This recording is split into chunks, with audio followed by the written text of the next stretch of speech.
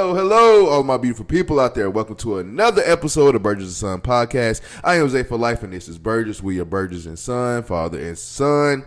Like father and son, how you doing today, Mr. Burgess? Wonderful. How's your week been? Wonderful. Yeah, it's been good. This new week has just started. This past weekend, football preseason has just got underway. Week 1, we are here. School is about to start soon. In the South. Yeah, if it hasn't already started for some people, it's already started. But yeah, school is about to start. We just actually had an all-boys weekend this past weekend to help celebrate that back to school, send the boys off to start the school year right. And it was fun. We did some glow-in-the-dark paint, painted the walls a little bit, painted some poster boards, got paint kind of everywhere a little bit. Yeah, I'm going to have videos about that, and I'm going to post them on both our podcast pages, so look out for that. Pawpaw was there, and he had fun. How was that? It was cool, man. Yeah, it was cool. I'm glad XJ got it. He was kind of in and out of it, but he finally got into it. The other little boys that was over there, they had a large time. Yeah, they had a lot. Yeah, of fun. you give two boys an opportunity, free reign to make a mess. They gonna love that every time. Boys gonna be boys. For sure. So shout out to everybody who participated in that event. It was fun. It was nice. Nice way to kind of end the summer of free reign summer. It started now with school back in session, and work is about to start getting a little bit more harder. So we started off that little fall right. All right, so I had fun. I'm glad they had fun. Glad you had fun. But we're back to business now, okay? Like I said, last week started preseason, okay? We had games on Thursday, Friday, and Saturday. This next upcoming week at Thursday, Friday, Saturday, and Sunday, and Monday are going to be on some games. The much anticipated debut of both. I feel like a lot of people's not giving love to Cam Ward a little bit, so we'll put him in the mix too. But definitely the much anticipated debut of Shedeur Sanders and the Cleveland Browns. A week before, I think he was listed as the 4th quarterback on the depth chart, and then 3 days later, he's announced the start of a preseason game, which I know is preseason. Don't overlook it. Oh, don't be too much hype about it. But he was named the starter for the Cleveland Browns for the first preseason game. And what's your take on that? Let's get your take first before I say what I got to say about that. Shedeur Sanders' debut for the preseason. All right, I'm going to start this off by saying I'm rooting for him. Oh, of course. I want him to do well. Of course. And I was impressed with what I saw. I didn't actually watch the game itself, but I did see, the highlights. And so, he made some really good throws. Yeah. He made some good decisions. There were a couple of times, a couple of scrambles where, he got outside and got the first down and got down. Yeah. Which, a lot of college quarterbacks struggle with that once they get in the NFL. Yeah, getting down because they don't know how fast these athletes really are in the next level. Clearly, he played really, really well. Yeah. However, you got to pump the brakes, man. You got to pump the brakes. It's only the first game, and it's only the preseason. Yep. Let's be real. He was playing with and against players who will be washing cars, in a couple of weeks. Yep. So let's respect it for what it is. Yeah, he played well. Like only maybe a few starters played, and that's even. Yeah, he just to get your feet wet. Yeah, so plus, it's just one half of one preseason game. So, the one time I saw him play live, he played terrible. Yeah. Now, it wasn't necessarily all his fault, but he did play bad. So, it was good to see this time him do good. He's been much maligned, being a 5th-round pick when people were expecting him to be a 1st-round pick. Man. And, of course, his dad and his family, is real polarizing and everything like that. But, I thought he did really, really well. Mm-hmm. I thought he earned himself a chance to start another preseason game. Yeah. Now, I did see where Cleveland has updated their quarterback. Depth chart. Right. So he was 4th last week. He's 4th this week, too. Oh, damn. So all of that performance didn't make the coaches put him ahead of Dylan Gabriel or Kenny Pickett or Joe Flacco. So, he just has to keep working. I've always said that, the instant he became a 5th-round pick and Cleveland is steady signing all these quarterbacks. Oh, my God. That, it would be a long shot for him to be starting week 1. A long shot. I think he'll make the roster. Mm-hmm. And I think at some point during the season, he'll get a chance to play some. But, again, you got to pump the brakes. He's not the next big thing yet. Let it play out. But I was encouraged by what I saw. Yeah. Definitely was encouraged by what I saw, too, as well. I'll be a little biased for like 30 seconds and say that I was kind of a little bit rejoiced just because you got the opportunity that you definitely deserve. You was able to go out there, perform, and do great. And yeah, it's a preseason game, but the fact that you was able to be out there, because it's just a preseason game, and Dylan Gabriel is also a rookie quarterback, but he didn't get to play. So you got the opportunity to play. So that I was happy for him in that aspect. He made great plays, great throws, great reads, like you said, great scrambles. It's something that, as a fan of football, period, but a fan of Cleveland Browns, like you happy to see that. So you look at probably Shedeur now, like, okay, this is going to be some good competition. Like, now he's in the mix. But, yeah, man, it's preseason. I'm getting sick and tired of everybody's trying to compare him to Cam Ward start, because Cam Ward played 2 drives and he got only like 60-something yards and only threw for like 8 times or whatever. Like, oh, look, Shedeur. And even Stephen A. Smith was like, oh, Shedeur proved that he's the best quarterback in the draft. Like, hold on, bro. It's just preseason. Matter of fact, even ask this guy. We was watching the Titans game, and I was happy to see Cam Ward come out there for a second drive. And he was like, man, why is he playing? I'm like, yo, I just want to see. Just give me something. And once he got his feet wet, the first drive wasn't good, but the second drive was real nice. And so I was happy to see what I saw. I'm one of the ones. I even though I hate that you kind of I don't want to say take a major backseat to players that are going to play in the regular season, because it is just preseason. But I like to see them get their feet wet. But I'm one of those ones too, man. Shut it down. Like he showed me from Cam Ward. That's all I needed to see.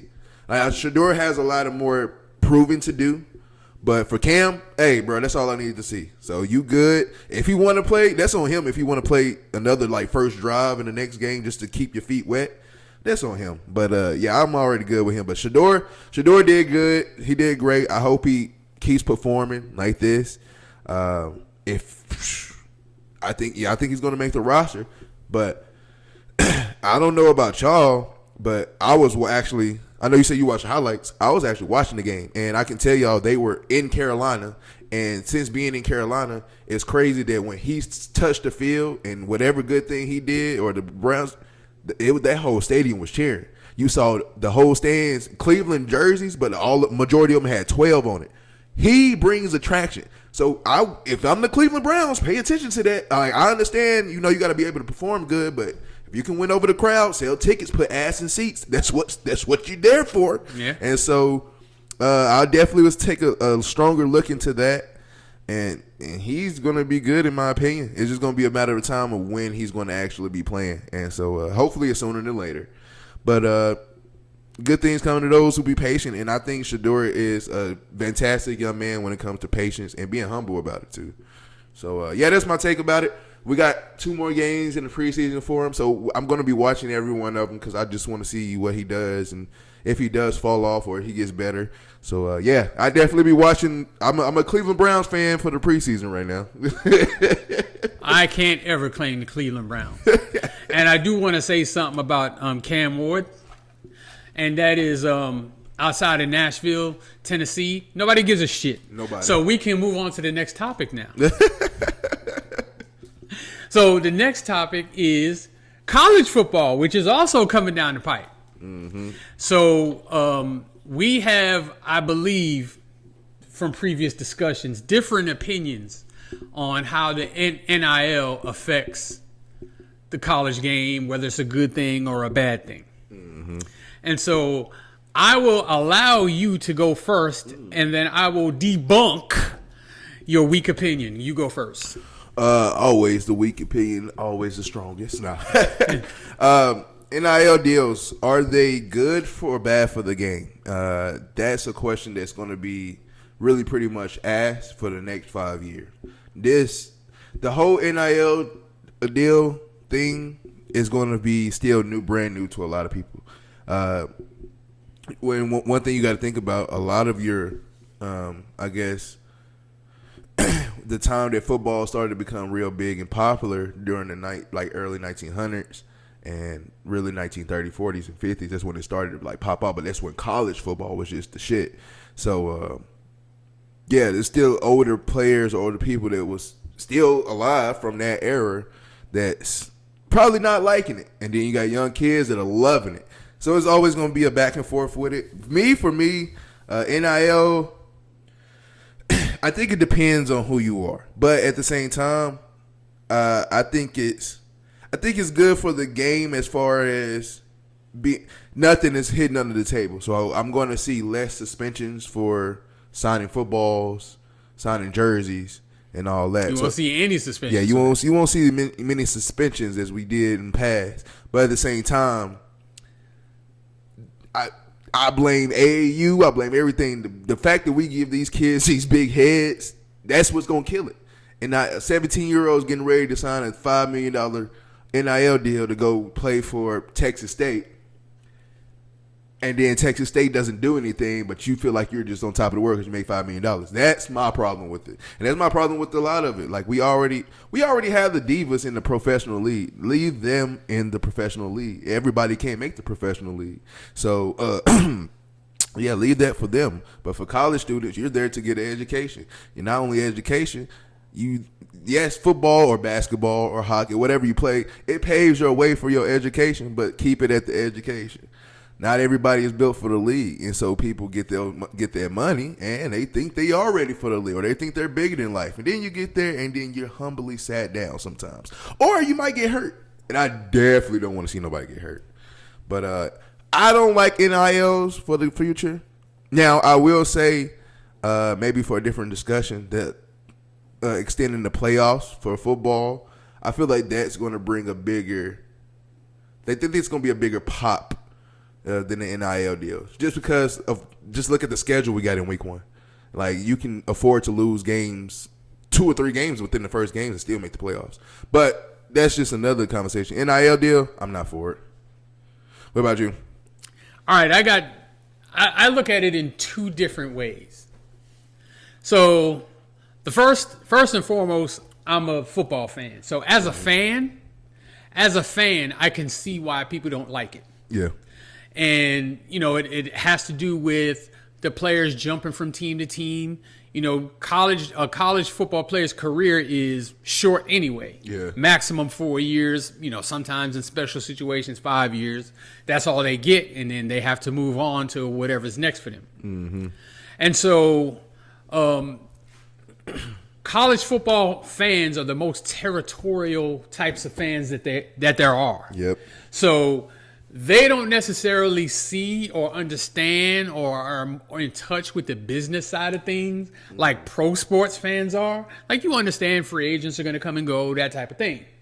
But in college football, you don't expect that. A guy shows up as a freshman, he's going to leave as a junior if he's great, or as a senior if he's not great. And you expect to see him for those 4 or 5 years, whatever it's going to be. Yep. Now with the NIL and the transfer portal, that may not be the case. And it's made it harder for fans to keep up with the players, even though I think it's brought some interest in the offseason, because when you see some of these players move around, you can kind of get excited for your team or whatever. But player movement and in the college ranks is something that's very new to the game. Yep. So I understand why people are apprehensive about it. But that's from the fan perspective. Uh-huh. From the business, from just being an American citizen perspective, how can anybody be mad at the NIL? These kids have been taken advantage of for decades. Where these guys, these fat cats, these universities are making millions upon millions upon millions of dollars and not sharing any of the money with the people who generate the revenue, which is the players. The players, yep. Because the coaches don't fill a stadium. Nope. The administrators don't fill the stadiums. The players do. And they put themselves at great bodily risk to do so. Now, there is an ends to the means sometimes with some of those players because some of those players are good enough to go pro. And so they get the chance to show, professional teams that they're worthy of being drafted or selected or whatever. But still, not everybody makes it. And just, you work, I work, outside of, what we do on social media. And if we weren't happy with our job place, do we have the freedom to leave? Yeah. Why shouldn't they? Yeah. Why shouldn't they? Yeah. Tell me why they shouldn't. Any other student at their school, if they weren't happy with the education that they're getting or the environment or the vibe at the school or whatever, and they wanted to go to another school, could they? Yeah. Why not the athletes? Yeah, you're right. I don't understand why people are so anti-athlete on this. I mean, seriously. We're supposed to be a free country, and if you can make money off of your name, why should the University of Alabama be able to make money off of my name and not me? Yeah. That's insane. Yeah. That's crazy to me. And so if I have some leverage, life is short. I have the right to make decisions that affect my life. Yeah. Some of those decisions are going to be good decisions. Mm-hmm. Some of those decisions are going to be bad decisions. Yeah. But I have the right to make them. Yeah. And that's just like everybody else in America. People make dumb, stupid decisions all the time. All the fucking time. And then even if the player is stuck at the school, he can make stupid decisions within that school and still screw itself up. Yeah. So I don't understand the vitriol because they don't have the same vitriol for the coaches who also sign contracts. Yeah. But if I'm the coach of Washington, for example, and I make the championship game and lose it, and then the greatest coach in the history of the sport in Alabama decides to retire, and Alabama decides to offer me a bucket load of money, even though I'm under contract with Washington, why not? I can still go. Yep. Yeah. Why can't the players? I don't understand it. I don't understand it. And fans, I know why you don't like it. It's always been in college football that that player is tied to that university for the entirety of their college career. But look, the world evolves. Yeah. And there's so much money involved in this now. It's just so much money. And I can't begrudge kids getting paid. Yeah. Now, you're going to have diva situations like that guy in Tennessee that ended up going to UCLA, Nico Amaliva. Yeah. Ironic. His name is that. But anyway, where you maybe overstep your bounds and, you pay the consequences for it. But that's the right of somebody to do what they think is best for them. Yeah. And, maybe it didn't work out the way he wanted it to. Maybe it did. I don't know. That's kind of up to him. But again, I think, the days of, coaches just having these players under their thumb, that's over with. Yeah. That's over with. I think that's the biggest problem too, because a lot of people, like I said, we still got a lot of people that grew up in their era from the old days. Yeah. And then they look at it as kind of like a respect thing. If you can't respect your coach or your organization, like, why you don't deserve money. And it's like, it's not that. It's just the fact of, like you say, I'm putting in the work. Mm-hmm. I'm the one that's catching the balls. I'm the one that's throwing the balls. I'm at 5 a.m. practice during the spring while you're on spring break. So why? Well, everybody works hard. I'm not going to belittle what coaches do because they sacrifice a lot. No, not the coach. I'm talking about the fans. Okay. Yeah. But dude, man, it's just that. So why those athletes don't get a chance to be like? Right. if anybody, and I recommend this for anybody in any phase of their life, no matter what it is they do. If they're a football player, baseball player, basketball player, if they pack groceries, if they sell cars, no matter what you do, if you have leverage, if there's a way that you can improve your situation for the better, absolutely take advantage of it. Yep. Because if it was the other way around and the organization has leverage on you, which I'm sure all of us have experienced. Yes. They're going to use that leverage against you. Yeah. Quick. So the few instances where you as an employee, so to speak, have leverage, I'm 100% okay with them using it. Let the chips fall where they may. I'm cool with it. These universities will be just fine. Just fine. It's fine. It also, you know what, doing with that, it also takes a certain person. Sometimes those once in a lifetime generational players come through and then the rules are kind of bent for them. But that's rare as you see that. So I know I see what you're coming from too. And yeah, it is what it is. Hopefully we'll see what happens and when it all falls down. Speaking of that once in a generational type of athlete, I want you, sir. I know you've been a Redskin fan, or Commanders fan. No, you said it right. I know you've been a Washington fan for a majority of your life. I know you've been a Knicks fan for the majority of your life. So not only have you experienced great players come within your organization, you have also experienced players who play for other organizations. We're going to talk about that especially for the right now. Is there any particular player that you can say that's not on the Washington Commanders or that's not on the New York Knicks that you still love to play, but they just play for a team that you just like, what the fuck? All right, so the team for this is not a what the fuck team. I don't hate them. Yeah, they're a really good team, and I respect them because they actually do things very well. Mm-hmm. And this player to me is kind of like the LeBron James of the NFL. So he wins, and everybody talks about how great he is, and he loses, and everybody talks about what a bum he is. But he just goes about his business. He does his thing. He doesn't get in any trouble. Now, his family members might get in trouble, but that's a whole nother story. Of course, I'm talking about Patrick Mahomes. Yeah. Like, how do you hate him? Personally, I just love greatness, and I appreciate it when I see it. And even if it's on a team that's not my team, I can still recognize it and appreciate it. And Patrick Mahomes is great. Great. Now, his story is still yet to be told. What is he, 29 years old? Yeah, we're the same age. He's got a good 7, 8, maybe even more with the NFL rules the way they are now, more years of playing in the NFL. So there's a lot more story to be written for him. But I don't think there's anybody who can argue that he's already one of the all-time greats. Yeah, literally already. Already. And you can argue, like not bullshit, you can argue top 5. I have him in mind. Yeah.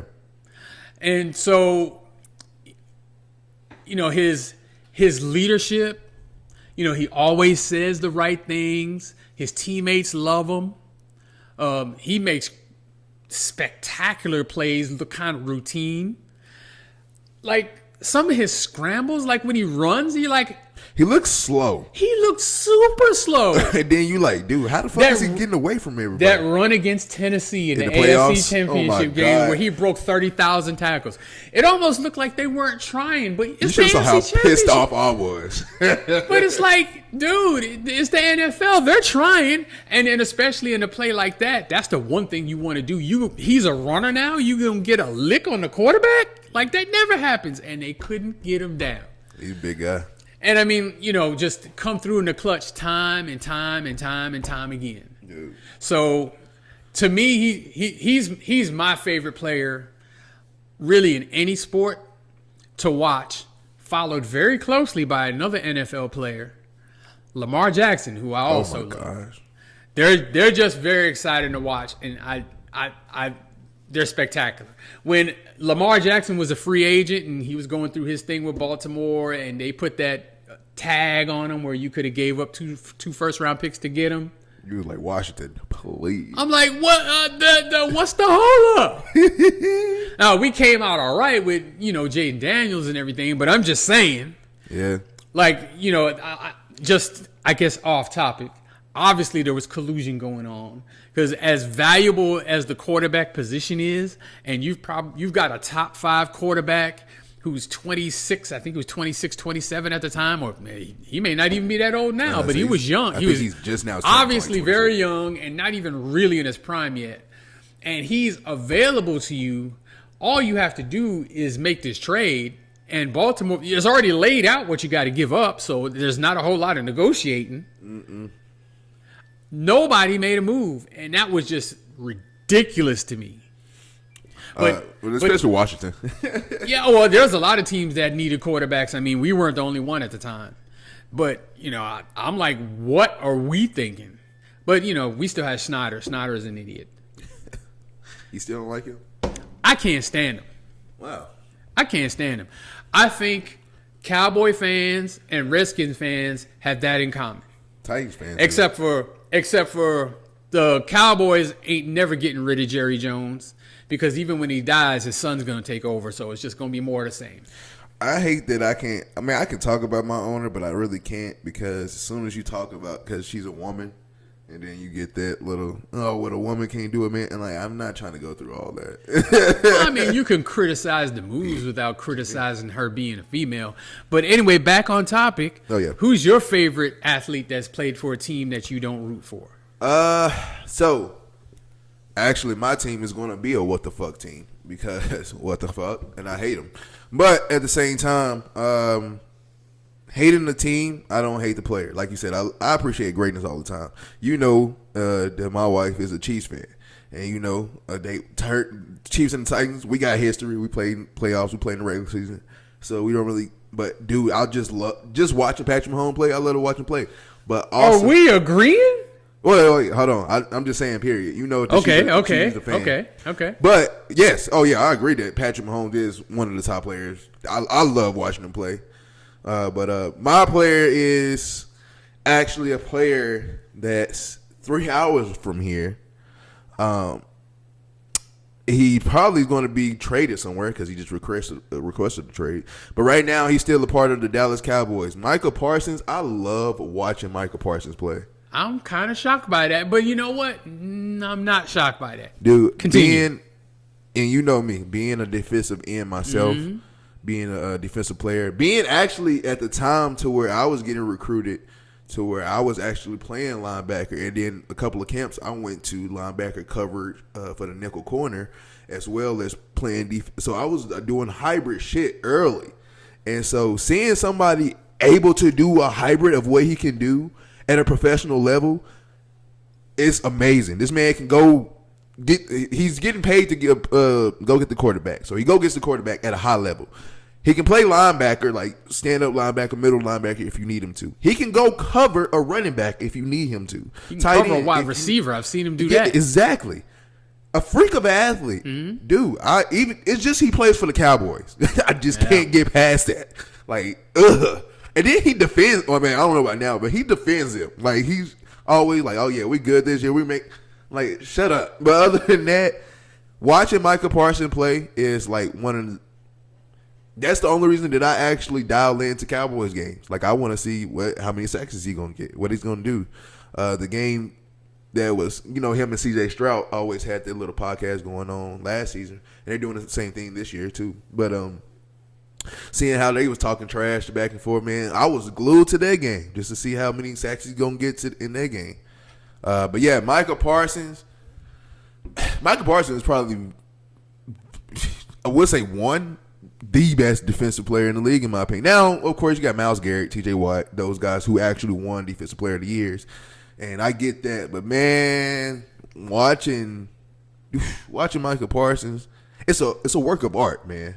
Just like I said, the fact that you can go rush a passer, but you can, if you need to, line up on that receiver, that tight end, that running back, and cover him. Not just cover him for 5 yards. We're talking about down the field. Yep. And so, yeah, it's amazing. And I actually love Micah Parsons. I think he's one of the best defensive players in the league. I would do what you just say about the you just got to get rid of like 2 first-rounders for Lamar at the time. Look, Titans. I know we're going to have to get rid of like maybe one key piece, but, man, them draft picks ain't that important. We got our guy, man. Got our guy on offense. Go get Micah. F them picks. Huh? Fuck them picks. They ain't trading them. No, they not. Phil, you can get that dream up. This is what Jerry Jones do. He let it go to the end. You know, I think Cowboy fans would actually agree with me. He is not about winning at this point. He's pretending to be about winning. And he likes having the publicity, the spotlight on his team. And he's great at it because he does it all the time. And the Cowboys are the biggest brand with the most valuable franchise on the planet. You think about all them soccer teams in Europe and South America and how big soccer is worldwide. And the NFL has the biggest, most valuable franchise that play, and they only play 17 games a season. Yeah. That's an amazing accomplishment. So hats off to Jerry Jones for that. They're not trading him though. He's a little wild, but he ain't stupid. Oh yeah, no. So they gonna pony I know that, up. but you can't crush a kid's dreams for. No, I'm a crushing this one. You ain't get Micah Parsons out of the Cowboys. I ain't get Lamar. You ain't getting Micah. Even if they don't pay him this year, he has like no leverage now because he's in the last year of his contract. He's already showed up to camp, so he can't leave camp. Yeah, and he can play out this. He's got to play. Unless he's injured, he's got to there's stipulations on making this year count towards free agency. And then next year... Talking about, do you got to play a certain amount of games in order to be a free agent? Or is it just... There's some stipulations. So he showed up to camp. So, like, he could have held out and then, like, came back in week 10 and been available for the rest of the games. I don't know that you necessarily have to play. But I know he's on the roster for the season now. Okay. But, why would he not play? You're not going to miss a season at this stage of your career. And then he's in the last year of his rookie deal, which means they can franchise him after the season. He's not going nowhere. And then even after that, they can franchise him again. That's exactly what they did to Dak. Yeah. So, I mean, if Micah Parsons can request a trade all he wants, that star ain't coming off his helmet for at least 3 more years. Yeah. Yeah, that's going to be crazy. Yep. And that's kind of how it works. That's how they negotiated their agreement with the league, with the teams. Speaking of Dak, just a quick thing. Do you think he's kind of on a hot seat right now? Who? Dak. Dak? Because Joe Milton is looking pretty. As decent. long as Jerry Jones is the owner, nah. Dak is all right. Nah, I think he's fine. And I mean, when he plays, he playoffs has been his bugaboo. During the regular season, he's been really good. Yeah. But the playoffs has been his bugaboo. But when $60 million, man. Yeah. No. They're tied to him. So I mean, Joe Milton is looking good. The fans are already. You ain't gonna him. bench the highest paid player in the league. You're just not gonna do that. I mean, unless he's absolutely god awful, and he's never been that. Kid, I'm just gonna keep you up with today's world. The fans run everything. No, they don't. Because if they did, they'd have already signed Micah. They would have never let Dak got franchise tag twice. They probably wouldn't have traded Amari Cooper when they did. I forgot about that. So I mean, I'm just saying, and got almost nothing for him. So I mean, it's I forgot about that. Jerry Jones is absolutely running the show over there. I think either he's getting bad advice or he just doesn't really have a full grasp of what he's doing. But he's still stuck in that 1930 football, like I said earlier. I don't know. Well, I mean, see, now we falling into the trap talking about the Cowboys. Because they're just easy to pick on. They're easy to talk about. They are. And then they get you mad because it's just like y'all think y'all all that, but y'all really not. Yeah. But it is what it is. All right, you already know what time it is. Time for the best segment in the world, soon to be known to the world as the best segment in the world. Way Back Wonders. If you are new here, Way Back Wonders, when the OG tells the young buck stories about past athletes that, maybe I just didn't hear about them. I was just too young to understand. But now that I'm older now, almost to that dirty 30, I do understand now. Who was our Way Back Wonder for today? Today's Way Back Wonder is the great Cheryl Miller. Oh, yes. Yeah. I have so much I can say about Miss Miller. I feel like she's one of the best. I have arguments why she's the best women's player. And if you had WNBA back then, shattered records. I have all my arguments, so I can't wait for this one. Let's go. So unfortunate for her that she was born when she was born. If she was born maybe 15 or 20 years later, she would have been able to play in the WNBA. Yes. But she was arguably the best women's college basketball player ever. She played for USC and was tremendous all 4 years. All 4 years. Now, of course, she is the older sister of NBA Hall of Famer Reggie Miller. Remember when we were talking about brothers to make the Hall of Fame? Yeah. It's a brother-sister combo that's in the Hall of Fame. Oh, really? Is that Are they the only ones? Brother-sister? I believe so. That's much harder than brother-brother. Yeah. But Reggie Miller has been on record as saying that Cheryl Miller used to whoop his ass one-on-one, that he could not beat her until he was 16 years old. She's 2 years older than him and female. And it took him till he was 16 to be able to beat Cheryl Miller. Mm-hmm. So one of the stories that I heard Cheryl Miller tell on one of these podcasts one time is how when she scored 105 points in a high school game. 105 by yourself in a high school game. That's ridiculous. That's absolutely ridiculous. So she came home. Reggie already had also had a game that same day. And so Reggie Miller came home all excited because he had scored 36 in his game. He was lit. And so he came home bragging to the family, talking about, it was falling tonight. 36. Yeah, I dropped it on him. 36. How'd you do, Cheryl? Yeah, she's like, I did okay. Well, how many did you get? More than 36. She's like, oh, so more than 36? Yeah. You hung up a 50 piece? Technically. More than that. 70? No. Technically. How many did you get? 105. 105. Man, it's the funniest story I've seen. I've seen both of them tell their story, so it is very hilarious. So I can only imagine having been in that room and you walk in there and you're Reggie Miller and you just think you did something. And your sister come in there talking about she scored 105 points. I low key would be mad because I'd be like, damn, I wish I would have seen this shit. Cause ain't no way you gonna sit here and tell me 105 points, dude. But absolutely spectacular player. Went to USC, won national championships there. I think she was an All-American all 4 years at USC. Yeah. Unfortunately, the WNBA wasn't available to her at that time, so she had to go play in Europe. So she was mostly overseas, right? Yeah. To be honest, I didn't keep up with her overseas career. I don't keep up with overseas period. I know really nothing about those leagues. I just see it on now here and there Instagram. They show they show the arena being on fire and shit. They showing it. And I ain't gonna lie, it look cool. But fuck that. But those leagues do pretty well. I mean, and those players make more than WNBA players. Yeah.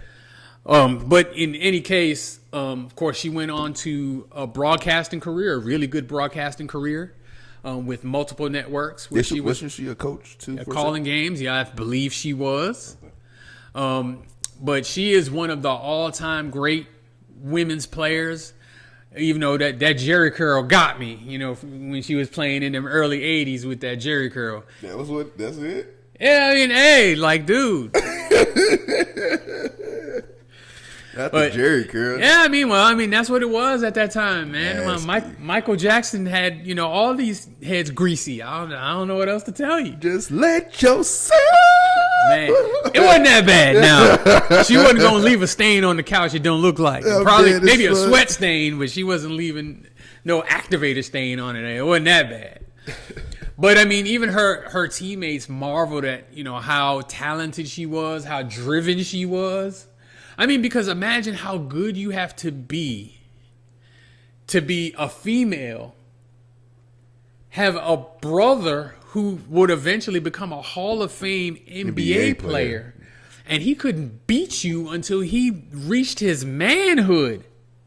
And you know what? Even then, that's just his first time beating him. Imagine the battles they had when they was in college or in the pros, or him being in the pros. They probably still played it. And they both tell stories about how they continued to play one-on-one even after the tide started to turn and Reggie got bigger than her and started to win a lot more often. Yeah. So, they always tell that story, but I know that shit talking was nasty.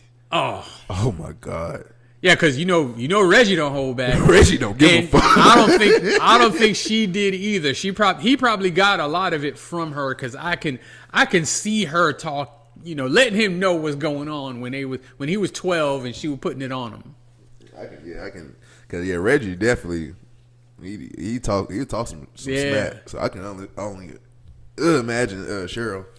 But, universally respected, known as one of the best women's basketball players ever. And just so unfortunate for her that the WNBA came along past the time when she could have played in it. Mm-hmm. She would have dominated that too. I'm positive of it. I'm very positive. That's a good one. Always good. Y'all already know what I do. Ask questions afterwards, and it ain't really just questions. It's just really going to be kind of just agreeing with you. Of she would have dominated the WNBA, man. Inside and out, she was great at all. Just an all-around player, dude. I think people don't because a lot for us to have technology now. A lot of people don't use the technology right, and so. Man, I definitely have had arguments of we talking about Asia Wilson now, and even going to Brittany Griner, Lisa Leslie, Maya Moore. I feel like Maya Moore is literally the closest thing I said is to Cheryl Miller. And I think it's Candace Parker, and even Candace Parker. Candace Parker is up there. Maya Moore, and even then, they're the closest thing, but yet it's still so fucking far away. But they're the closest thing that I say to Cheryl. I would say Cheryl Miller is to the WNBA as Josh Gibson is to Major League Baseball. Okay. Just a super great player where the stories are just endless. Insane, but they never got a chance to play on the biggest stage. Unfortunately for them. Damn. What happened? Well, Josh Gibson was played in the Negro leagues in baseball in the 30s and 40s. Oh, so before the league got integrated in 1947, okay. He's the best player, kind of recognized as the best player in the Negro leagues, but never got the opportunity. To play in the major. Damn. Okay, that's a story I'm gonna look up. That's a good one. What's his name again? Josh Gibson. Josh Gibson. Okay, I'm gonna look that up. But Cheryl Miller for me, dude. Like I said, I argue for that woman up and down, back and forth. Seeing her work, seeing her stats, it's just unbelievable of a player she was. And it sucks when you talk about older players like Cheryl Miller, or you go even older when we had our talked about Will Chamberlain one time and Bill Russell. And it's it sucks because we talk about those players and we understand the level of dominance they was on, and we understand how hard it is to be that dominant, but then people kind of disrespect, well, that was back then and then, and well, now it's different, and it's I get it, but you don't really fully understand how great these players was. And to the fact of, if I was to bring Cheryl Miller to this day and age, she would make everybody look stupid, like crazy. And so, definitely one of my favorites. I love Cheryl Miller, dude. To this day, I can talk about her. I feel like she's one of the best. When you talk about now, I'm not big on when it comes to men and women being able to compete together, but it's a few men she would have gave the business to. Definitely, just gave the business. So shout out to you, Cheryl Miller. Continue to do what you're doing. I think she's back to coaching, if I'm not mistaken. I'm not sure. Yeah, I think she's coaching like some small college right now. But yeah, man, I love her. All right, last segment of the day, we got the list of the week. List of the week is when we take a topic, we pick it out of a hat, or we actually go to the comment section and pick from you, the fans, of a top 5 list we should do. And our top 5 list of the week this week is top 5 pass rushers of all time. Okay, let's get into that. All right. And you know, I'm a pass rusher myself, so I'm going to love this one. All of these guys were way better than you. Anyway, top 5 best pass rushers of all time. We're going to start at number 5, and I hate to be a prisoner of the moment because this player very recently retired and is fully capable of playing still to this day, and his name is Aaron Donald. Aaron Donald's a fucking freak. Dude, he was a defensive tackle leading the league in sacks. Anybody who knows football knows how impossible a feat that is. And then on top of that, people don't talk about it like he's, first of all, he's huge as shit. Like stocky, but he's like, I don't want to say little, but short. Yeah, he's I think 6 foot. If that. And I mean, he got drafted in the 3rd round because of that, because he didn't have the height. He wasn't the typical height of a defensive tackle, and then he was too bulky to be a defensive end. But he got in the NFL and showed that didn't matter. He could play. They say the lowest man wins. Yeah. And then, I mean, he could play outside. But people outside. that don't know, 6 foot, 6 foot sounds tall, but like around freakish athletes, that's short, bro. Yeah. And then playing, defensive tackle? When you got to go against the guard in the center, the guards in the center are some big boys. So, yeah, 6 foot is short. Yeah, and defensive tackles in the NFL are generally tall, very tall, too, and usually could be the heaviest guys on the field. Yep. And I mean, he was among them, but it was all muscle. The dude was built like, I can't even, like a freight train, dude. And everybody who comes across him says his workouts are insane. Javon Curse, I saw him on a podcast recently talking about, dude, and he worked out with Aaron Donald like a month ago. Mm-hmm. Aaron Donald's been retired a year. He couldn't hang with Aaron Donald's workout. We're talking about a 22-year-old rookie in the NFL can't hang with a 33-year-old retired defensive tackle. Yep. So, look, all those defensive player of the years, I think he played 10 years in NFL, Pro Bowl every time. Every time. I don't think he was all pro every time, but he was definitely Pro Bowl every time. He was defensive player of the year multiple times. He could still be playing. He was ranked 99 on Madden for like the whole, at least 8 years of his 10-year career. I mean, look, while he was playing after maybe his 3rd year or so, if you picked him to be defensive player of the year, you was a 50-50 shot. Yeah, he was up there. He was great. So moving on to number 4. His anger management used to have me dying though. If he get a monkey grip on your helmet, it's a wrap. He was nasty. But another nasty guy, who's number 4, is the NFL's all-time sack leader. Okay. Bruce Smith. Didn't he play for the Rams? No. Okay, I'm thinking about something. He spent most of his career with the Buffalo Bills. He spent, I think, maybe his last year, maybe 2, with the Washington Redskins. Okay. But he is the NFL's all-time sacks leader with, I think, right at 200. So, yeah, he had a very long career. I think he played 17 years in the NFL, which is insane for a defensive end. 17 years. Insane. Coming out of college at Virginia Tech, he was just like, can't miss, perennial All-Pro, perennial Pro Bowl, will definitely be a Hall of Famer, and lived up to every bit of it. He was spectacular at defensive end. Highly consistent. Had a lot of years with 10 sacks or more. I mean, he didn't just have a couple of, really explosive years. He had an explosive career. He was outstanding. So he was part of those Buffalo Bills teams that went to 4 straight Super Bowls. Oh, okay. It's a shame that they didn't get one. They didn't get one. Did he get one at all in his career? No. By the time he got to the Redskins, we sucked ass. Oh, okay. So, I think he wanted to play his career out in Buffalo, but they they got to the point where, you know, they're really good players just like him, had gotten older, and they felt like it was time to turn the page, and they let him go. And he still wanted to play, so he came and played for us. And he did extremely well for us. Oh, really? Yeah, I mean, like, dude, he could still play. He was up near 40 years old, and he was still pretty good. Still knocking him? Yeah. So now we move on to number 3, and here's where we go to the old school. And this guy actually did play for the Rams. His name is Deacon Jones. And this dude, talk about mean and nasty. Now, he played in the 60s and 70s, so, like, the rules that they got now, they didn't have no rules. Yeah. Have you ever heard of the head slap, the helmet slap? Yeah, dude. He just, That was him? Dude. Offensive tackles, guards alike would tell horror stories about him head slapping them and their heads ringing for weeks after. Yeah, they had to take that out. I mean, those old school helmets, too, probably didn't have the lining that they have in them now. Yeah, that's... Dude.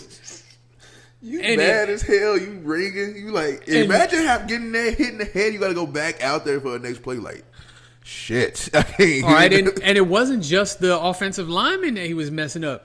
If he got to your quarterback, he was trying to kill him. Yeah. I mean, back then, the rules were different. You know, you didn't have to lay him down on a pillow like you do now. Man, he was breaking fools in half. Seriously. Yeah. So, during the time that he played, his defensive line, there was a bunch of really good players on the defensive line with him. All the Hall of Famers, Jack Youngblood comes to mind off the top of my head. There were some other really good players. I know you played with Fred Dreyer. I know you don't know who Fred Dreyer is, but my old school people know he was a really good defensive tackle, went on to have a good acting career. But he was surrounded with a really good defensive line, so you couldn't always double team him. Yeah. And it's over. I mean, besides him, he was strong as an ox. He had speed, and he was just mean. He actually coined the phrase sack. It is called a quarterback sack because he made that up. So there was a time in the NFL when they actually did not count or record sacks. They were just tackles. But because of him, they actually made sacks a thing, a trackable stat. I wonder why. Because he was just getting so many of them? Well, he came up with the name. You know, of course, he was a, real popular player, and, so, he had a little gravitas. He came up with that term. It stuck.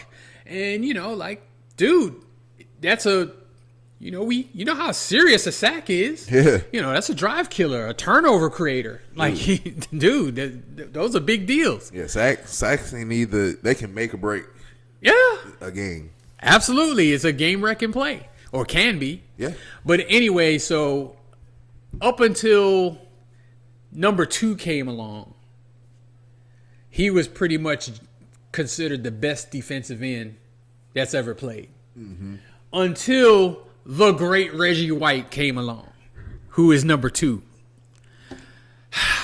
Big old Reg. Dude, talk about this guy is like Aaron Donald, but taller, just as fast, just as strong, but not necessarily as physically impressive as Aaron Donald. Yeah. But I think maybe next to Larry Allen, who was a guard for the Dallas Cowboys, who was bench pressing 700 pounds. Jesus Christ. Reggie White is probably the strongest player that's ever played the game. Who the fuck is bench pressing 700? Larry Allen. In any case, Reggie White could not be, you can't block him one-on-one. It didn't matter who the offensive tackle was. He was stronger than him. It didn't matter who the offensive tackle was. He was faster than him. And he'd get around that corner if he chose to take that route and do a speed rush. If he did a bull rush, man, there's nothing you can do. You're at his mercy unless there's 2 or 3 guys standing in front of him. And then even I've seen him beat those blocks. His bull rush I used to watch in high school. Dude, he had 21 sacks in a 12-game season. Jesus. during a strike season. 21 sacks in 12 games. That's like 3 sacks a game. Or 2.5 sacks a game. Dude, did I even send you to school, man? Where you getting your numbers from? It's about 3 sacks a game. Dude! Yeah, 12 games. Okay, we'll move on. Lord have mercy. What? 12 games? And you're not playing, but you're not playing the whole game though. You think about it. He played every down, every defensive down. He was great against the run. Here's one of the reasons why he's the greatest, because he was as stout against the run as he was a great pass rusher. He was fantastic at all of it. As complete a defensive player, of course, he's not going to be covering running backs out of the backfield or nothing crazy like that. But as far as a defensive lineman, the most complete defensive lineman that's ever played, could play the run effectively, could rush the passer effectively, bat down passes. If he didn't get there, he was getting his arms up to bat down passes. Tremendous. Won a Super Bowl with the Packers towards the end of his career. Had 3 sacks in that Super Bowl. Should have been the MVP of that Super Bowl. I'm still screaming that. Brett Favre wasn't even the MVP. It was Desmond Howard. Oh. I mean, well, he had a really good game. He returned the kick for a touchdown, had a couple of other big returns, and I think he had a couple of big catches too. I'm not saying he wasn't worthy, but Reggie White dominated that game. Yeah, he dominated that game. We gotta talk about that. But as great as Reggie was, he wasn't number one. So the best pass rusher, and I think this is kind of universally agreed upon. Yeah. The best pass rusher that's ever played the game is Lawrence Taylor. Period. End of story. This doesn't even need to be much of a conversation. That dude was brutal. I mean, as fast as you want to, as you want to be, as strong as you, coming off that edge, there's nobody ever better. Ever. The man caused the Washington Redskins to invent a position to try to block him. What else do you say? They invented a position to try to block him. And it still didn't work. And he still broke the quarterback's leg.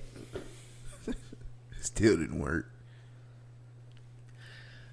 I mean, he's pretty much universally regarded as the best defensive player ever anyway, like just all around. But he was such a dominant pass rusher. Dude, he won MVP. I think he's the only defensive player to win MVP. He's not the only one, but he's the last one. Nobody's won, no defensive player, and that was like 1986. Oh shit. So no defensive players won since then. Absolute terror. I mean, that's really the only way to describe Lawrence Taylor. I'm not saying no more. That's the list of the week. That's it. That's all. That's it. That's all. Lawrence Taylor is, dude. First of all, phenomenal is not even.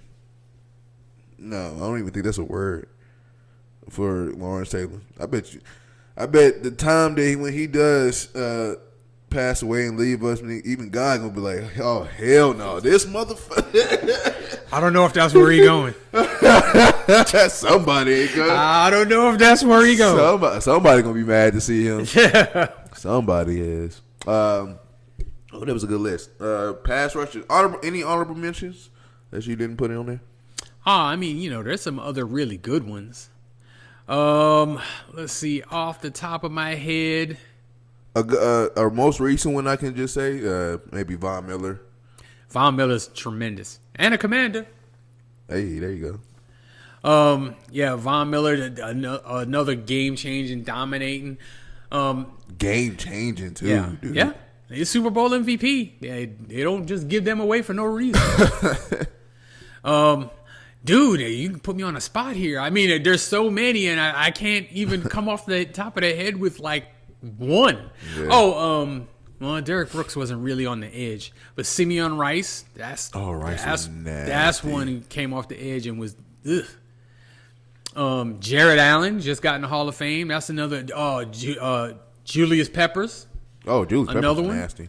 So yeah, I mean, there have been a lot of really, really good ones. You want to know somebody who I watched in high school and I mimicked their spin move was Dwight Freeney. There's another one. Dude, I used to be in my room by myself mimicking that spin move. Mathis on the other side of him was really good too. Yeah. Oh, Robin Mathis. Yep. Oh my God, that whole defensive line was nasty. Yep. Yeah, I remember that. Damn, didn't they both play for the Colts too? Yeah. I mean, not the Colts. The Colts and the Falcons, right? I know both of them jumped around from team to team for a little bit, and I definitely remember Freeney on the Falcons. I don't remember Mathis. I could be wrong though, but I just don't remember him there. Yeah. Damn. But yeah, dude, Dwight Freeney, I used to be in my room literally trying to get those spin moves, man. But it used to mind blow me. Like, look at how big he was and just hitting them just smoothly. So yeah, nice little honorable mentions for that. Thank you guys for joining us for another episode of Burgess and Son. This was episode 18. Yeah, episode 18. Cool. Yeah, we're close to episode 20. We're getting there. All right. Football season is underway. We are getting closer. We are going to wait till the regular season, but you'll start seeing us picking teams and predicting some teams for the week and who's going to win. Yep. Till next time. See you later, Mr. Keith. Adios. Y'all have a safe week and good week, and we'll see y'all later. Go Commanders. Go Commanders.